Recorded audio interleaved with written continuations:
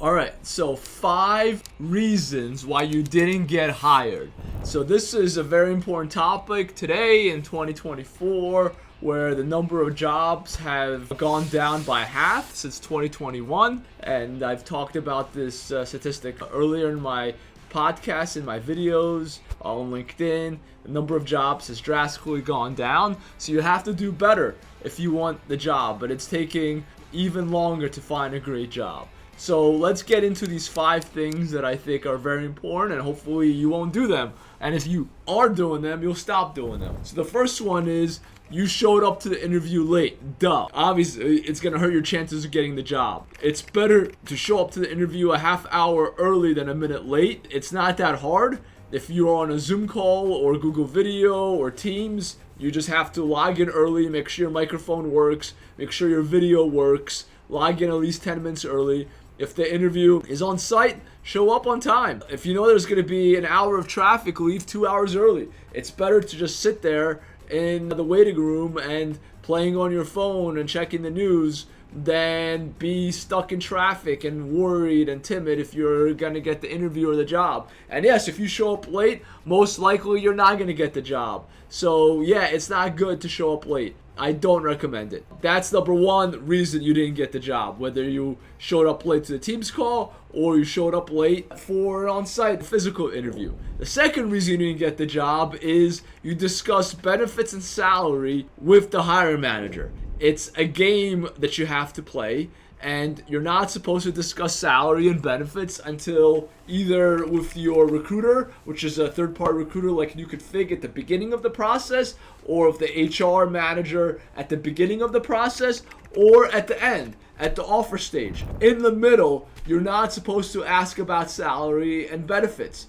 Why don't you do that? It shows that you are more interested in making money than the job. And what it does is it lowers the enthusiasm for you in the hiring manager's eyes, because he or she is thinking, well, this person doesn't really want the job, he or she just wants the money.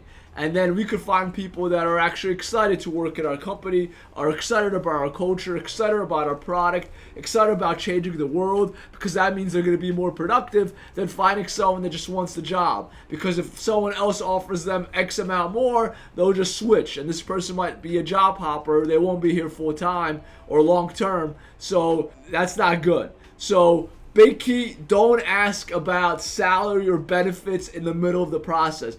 Especially most hiring managers don't even know the salary and benefits. HR knows it. It's kept under wraps in big corporate organizations. So they might not even know it. And if you bring it up, you might embarrass them. You also embarrass yourself. You show that you don't really care about the job. You care more about the money. You talk about salary and benefits at the end or at the beginning with the HR manager or your recruiter. So I definitely don't recommend doing that. The third thing that you definitely should not do if you don't want to get hired is discuss other people, other companies that you're interviewing with. So don't discuss that if you are applying for Deloitte, that you're interviewing at Accenture or Capgemini. If you're interviewing at McDonald's, you don't talk about that you're interviewing at Burger King and, I don't know, Krispy Kreme or Dunkin' Donuts. Why? Why don't you discuss other places that you're interviewing? Because it makes it seem that you don't really care about this job, that you're very arrogant. You're saying, hey, I don't really need this job at Accenture. I got Nike that I'm talking to ABC, XYZ. I don't really need this job. So that lowers their enthusiasm for you in their eyes. They don't think that you want the job. And again, it goes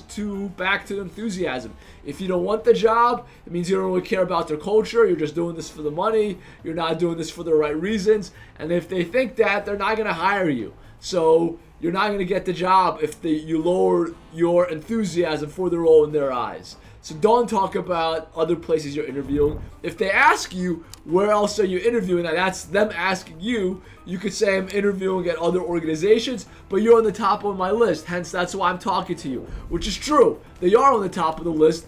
That's why you're talking to them. So I don't recommend you talk about other places you're interviewing. Fourth thing you should not do is badmouth your previous employers. Definitely do not do that. Don't talk badly about other places you worked. Because what that tells the hiring manager is, oh, today she's talking bad or he's talking about the place he's working with at XYZ, guess what? Tomorrow when he works for me, he's gonna badmouth me. So people don't usually change, and you showed your character trait that you don't really care about this job. You don't care about your current job, so that means you're not gonna care about this job. So it's really bad. So don't talk about other places that you worked at or are currently working at, especially in a bad light. If you want to talk about them in good light. Just like say in kindergarten, if you don't have anything good to say, don't say anything at all.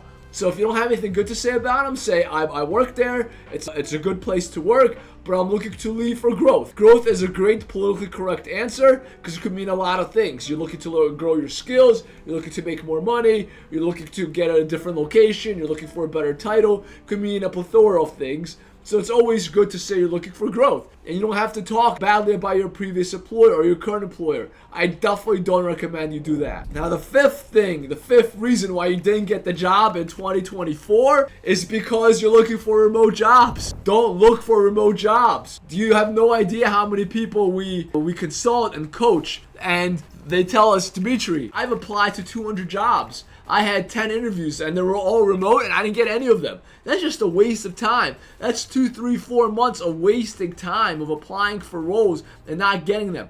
Why? Because there are a lot less jobs out there and employers are being very, very picky. So what that means is if they have 10 people to choose from, they're going to choose the person that's 100% a fit. And they could find the person in Phoenix or in Calgary or in Philadelphia or in Boston.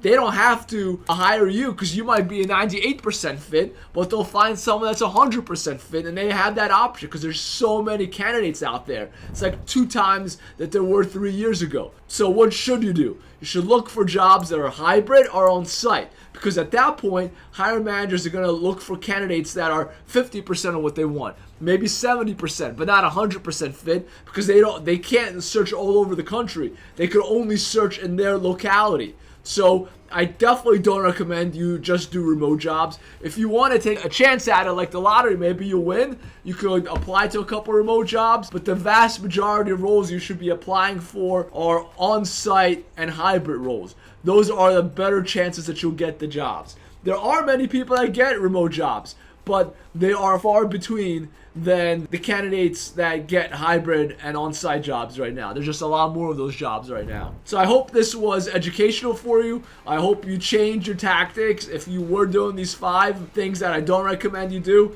And hopefully next time you actually do get hired. So thanks for watching, and stay tuned for the next video.